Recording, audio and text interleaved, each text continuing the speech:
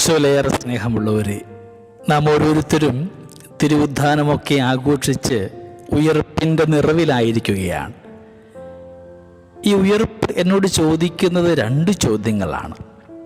ആദ്യത്തേത്, നിന്റെ ഉയർപ്പിൻ്റെ കാരണമായവരെ നീ തിരിച്ചറിയുന്നുണ്ടോ? രണ്ടാമത്തെ ഒരു ചോദ്യം, നീ ആരുടെയെങ്കിലുമൊക്കെ ഉയർപ്പിന് നിമിത്തമാകുന്നുണ്ടോ? ആഘോഷങ്ങളും ആഡംബരങ്ങളും ഒക്കെ കഴിഞ്ഞു പോകുമ്പോഴും നാം പിന്നിട്ട 50 ദിനങ്ങളുടെ നോമ്പും ഉപവാസവും ഒക്കെ അനുഗ്രഹമായോ എന്നറിയുവാൻ ഈ 2 ചോദ്യങ്ങൾ നമ്മോട് ചോദിക്കുന്നത് നല്ലതായിരിക്കും. ഇന്നിൻ്റെ കാലത്തിൻ്റെ ഒരു വീഴ്ചയാണ് മറ്റുള്ളവർ നമ്മുടെ ഉദ്ധാന ഉത്സവങ്ങൾക്ക് വേണ്ടി ബലിയായതിനെ ഓർക്കാതെ പോകുന്നു എന്നുള്ളത്. ലഭിച്ച നന്മകളെ, കടന്നു വന്ന വഴികളെ, ജീവനേകിയ മനുഷ്യരെ, ഒരുപാട് ഫലം നൽകിയ വൃക്ഷങ്ങളെ, പാനം ചെയ്യുവാൻ ജലം നൽകിയ സ്രോതസ്സുകളെ, തണൽ നൽകിയ സൗഹൃദങ്ങളെയൊക്കെ മറന്നു പോവുക എന്നുള്ളത് നിർഭാഗ്യമാണ്. നമ്മുടെ ഓരോരുത്തരുടെയും ഉയർപ്പനുഭവങ്ങൾക്ക് കാരണമായവരെ ശരീരത്തോടും ഹൃദയത്തോടും ചേർത്ത് പിടിക്കുമ്പോഴാണ് ഉയർപ്പ് ഉയർപ്പായിട്ട് മാറുന്നത്.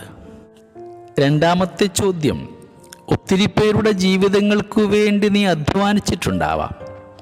ഒത്തിരി പേരെ ഉയർത്തുവാനായിട്ട് നീ പരിശ്രമിച്ചിട്ടുമുണ്ടാവാം. മറ്റുള്ളവരുടെയൊക്കെ നന്മയ്ക്കു വേണ്ടി അധ്വാനിച്ച് ഇപ്പോൾ നിനക്കൊന്നും ബാക്കിയില്ലാത്ത അവസ്ഥകളുമാകാം. മറ്റുള്ളവരെ ഉയർത്തുവാനുള്ള പരിശ്രമത്തിൽ സ്വയം ഉയരാൻ മറന്നുപോയ അനുഭവങ്ങളും ഉണ്ടാകാതിരിക്കുവാനായിട്ട് തരമില്ല. സാരമില്ലെന്നേ, ഇതെല്ലാം നിന്റെ വാഴ്വിൽ ക്രിസ്തുവാകാനുള്ള അനിവാര്യതകളാണ്.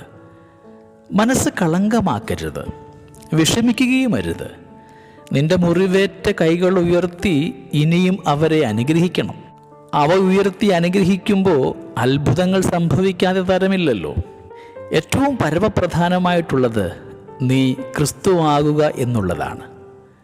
സ്നേഹമുള്ളവരെ, ഉദ്ധാനത്തിൻ്റെ നിറവിൽ നാമൊക്കെ ആയിരിക്കുമ്പോൾ ഈ 2 ചോദ്യങ്ങൾ നമ്മുടെ കൂടെ ഉണ്ടാവട്ടെ. ഒന്ന്, നിന്റെ ഉയർപ്പിൻ്റെ കാരണമായവരെ നീ തിരിച്ചറിയുന്നുണ്ടോ? നിന്റെ പ്രാർത്ഥനയിൽ നീ അവരെ ചേർത്ത് വയ്ക്കുന്നുണ്ടോ? നന്ദിയോടുകൂടിയാണോ നിന്റെ ഇന്നിൻ്റെ പെരുമാറ്റങ്ങളൊക്കെ? രണ്ടാമത്തേത്, നീ ആരുടെയെങ്കിലുമൊക്കെ ഉയർപ്പിന് നിമിത്തമാകുന്നുണ്ടോ? എവിടെങ്കിലും നിമിത്തമായിട്ടുണ്ടെങ്കിലും നിനക്കവരിൽ നിന്നും തിക്താനുഭവങ്ങൾ ഉണ്ടാകുമ്പോൾ എപ്രകാരമാണ് നീ അവരുടെ കൂടെ സഹകരിക്കുക? ഈ ചിന്തകൾ നമ്മുടെ ജീവിതത്തിൻ്റെ ഭാഗമാക്കാം.